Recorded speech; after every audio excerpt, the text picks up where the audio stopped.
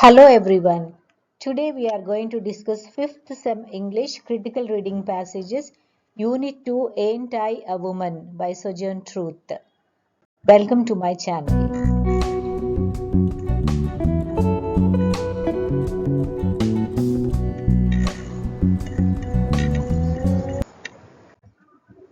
And this is an educational video. Yes, now we will delve into the passage. This is critical reading passage Ain't I Woman by Sojourner Truth. Actually, the title is Am I Not a Woman? This is a black men's dialect where, for am I, they say ain't I. So this is how it is written. It's a rhetorical question. Rhetorical question means answer is known. When the answer is known, it is called as a rhetorical question.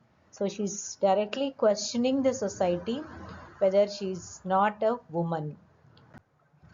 The author's name is Sojourner Truth, who was born in 1797 and died in 1883. That means she belongs to the 18th century and her name is Sojourner Truth.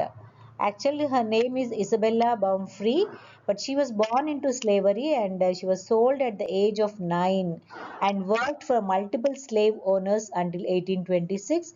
When she escaped to freedom. She had a deep spiritual experience of being called on by God to spread truth and took the name Sojourner Truth. Sojourner means traveler. Actually, this traveler name she got from the 1997 NASA's Mars Pathfinder rover Sojourner and the asteroid Truth. So these two names were given to her, Sojourner Truth. And this excerpt or the passage which we are discussing today is actually a speech given by her during the Women's Rights Convention in Akron, Ohio, 1851. She gave a brief oration. Oration means speech. Ain't I a woman?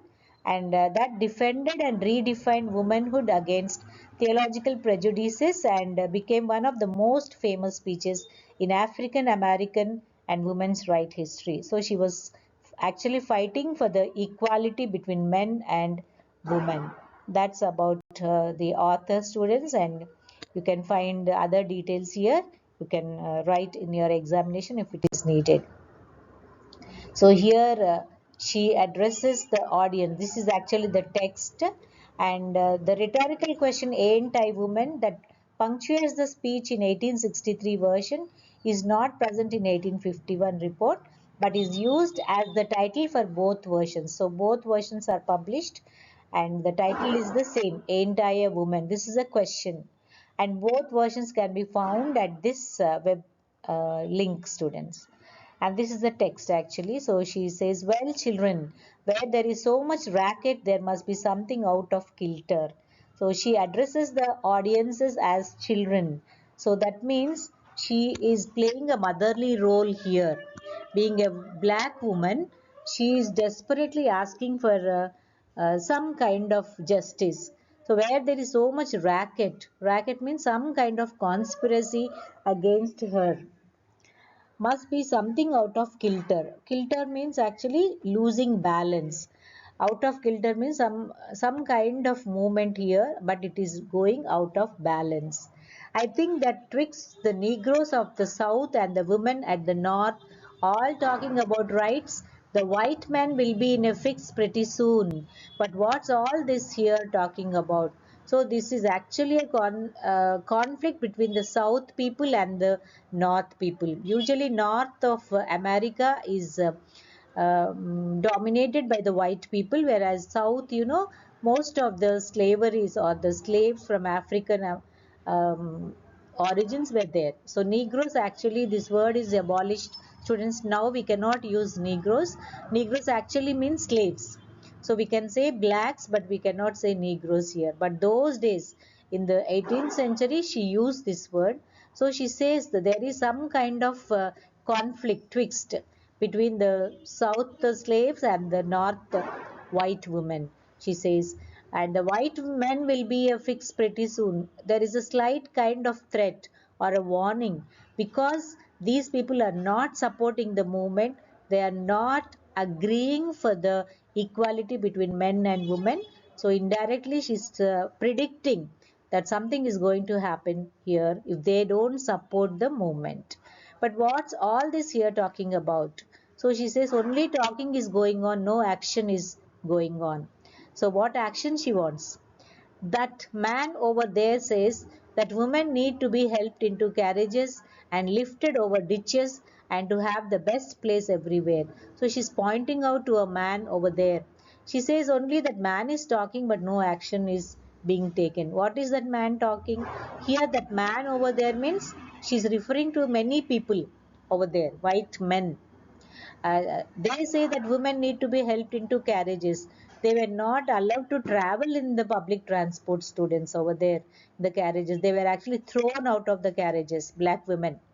There were many movements carried on in those days, so that women have to be allowed into the carriages, public transport, and lifted over the ditches. Ditches means actually it's a metaphor here, where they are down drowned into the pits. So they have to be lifted up, and to have the best place everywhere. Nobody ever helps me into carriages. So nobody allows me into the carriages or over mud puddles or gives me any best place. So she's a complaint here. Here you find a complaint. And ain't I a woman? So she's directly questioning, am I not a woman?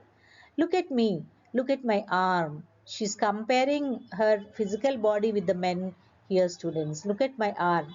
I have plowed and planted. That means she carried on the field work. Plowing means actually using the plow to dig the mud, dig the earth.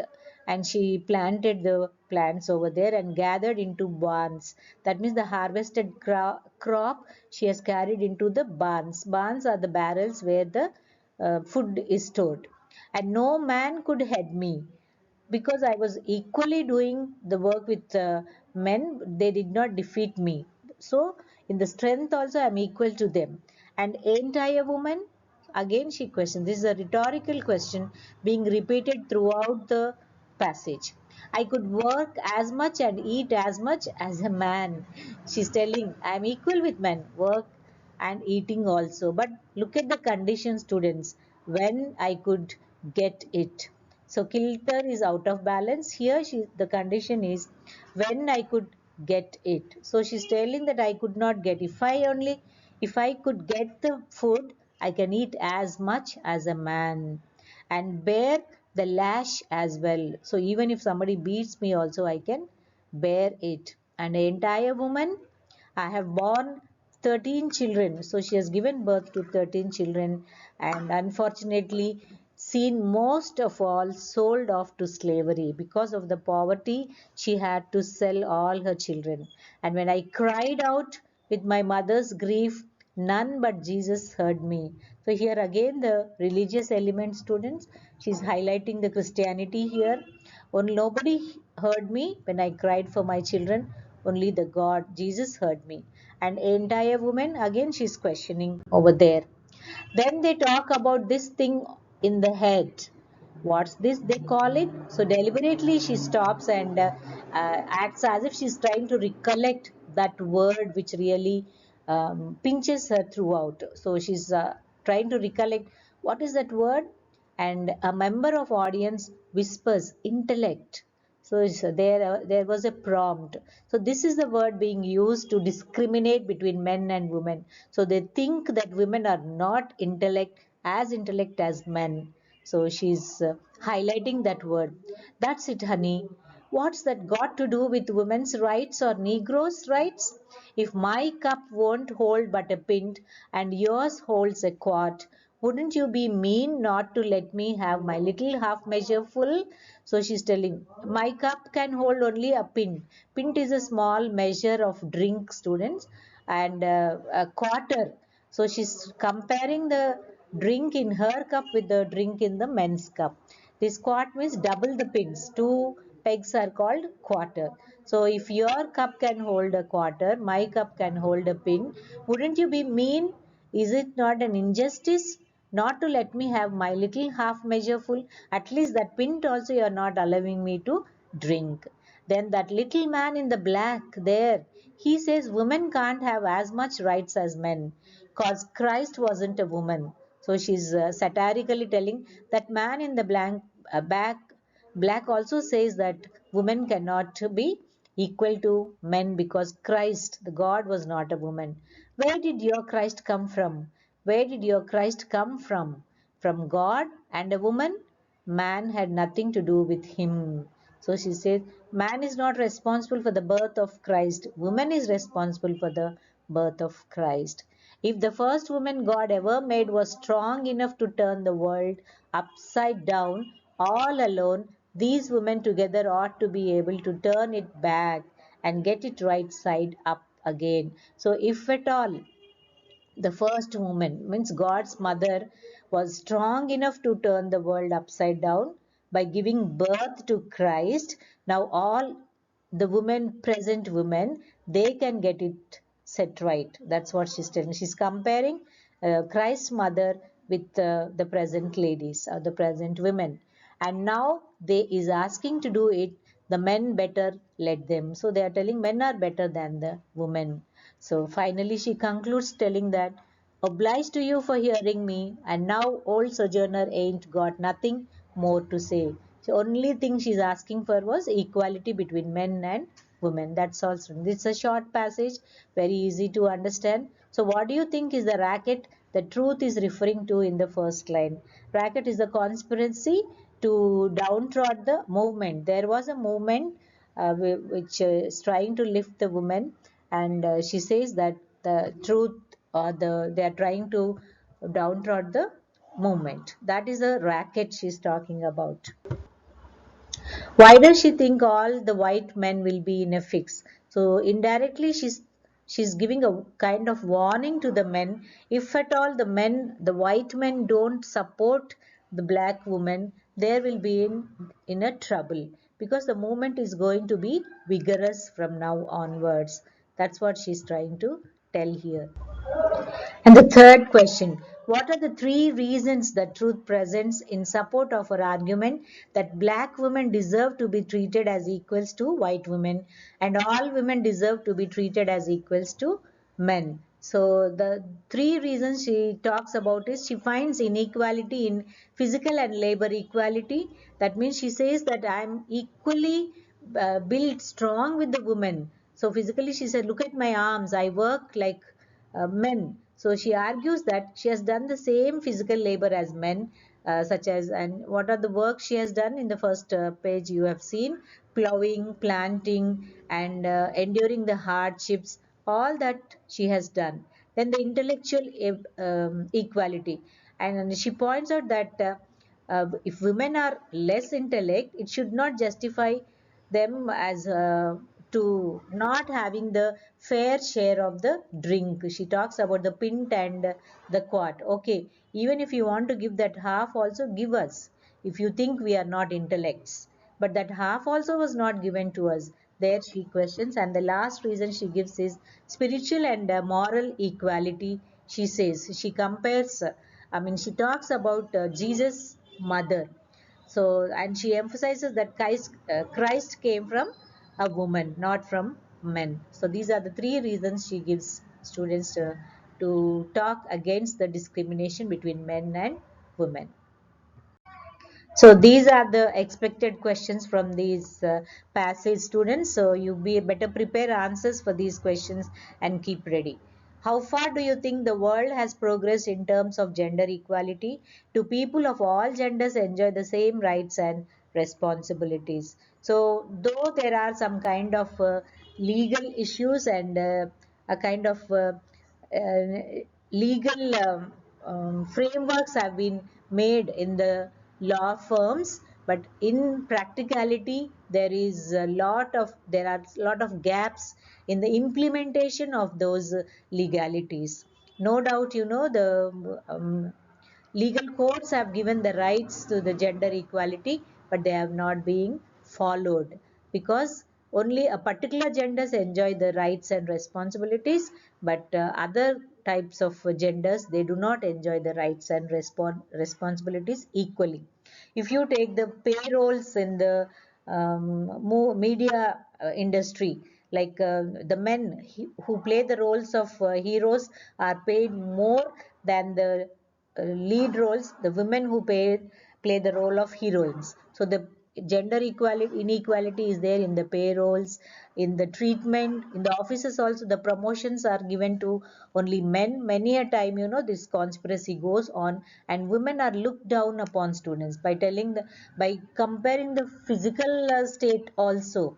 They think women, if they take maternity leave to give birth to a child, it is considered as a disqualification for promotions. They count the leave taken by the women, the 3 months or 6 months leave under maternity leave. If they take, there will be a drawback in their promotion list. So these kind of inequalities still go on. So you can collect all those inequalities and write an answer here, students. Then comes the Constitution of India grants equal rights to both men and women. However, do all Indian women belonging to different castes, creeds, classes, and regions enjoy the same freedom and same rights? Form groups to discuss how gender inequality results in unequal opportunities and affects the lives of women. Yes, the women belonging to different castes and creeds, even now, the so-called scheduled tribes and castes, the women belonging to them, to those tribes are ill-treated. They are being exploited by the society, the so-called higher society, in different forms. The yoginis are there, the god slaves, they call them devadasis, or the god slaves, and exploit sexually. All those things are still going on. So you have to discuss this, or you can also write answers. I have made a video on gender sensitization, students.